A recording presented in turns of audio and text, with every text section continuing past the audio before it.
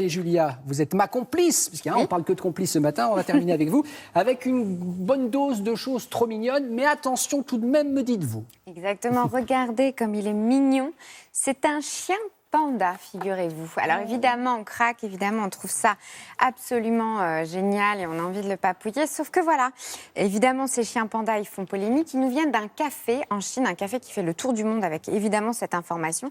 Il teint les chiens en noir et blanc pour les faire ressembler à des bébés pandas. On sait à quel point les pandas, on l'a vu avec le zoo de Beauval, constituent une illustration vraiment de l'affection du grand public. Les gens adorent les pandas et c'est pour répondre à cette demande, surtout en Chine, que ce monsieur a teint. Alors, les chiens qu'il a teints, ce sont des chochos.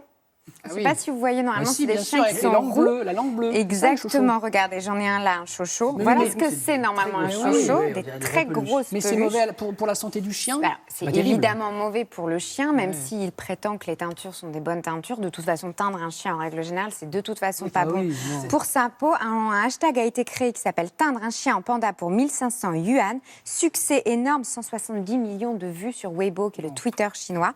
Autant vous dire qu'il est fustigé aux quatre coins du monde. On fustige, on s'associe, évidemment.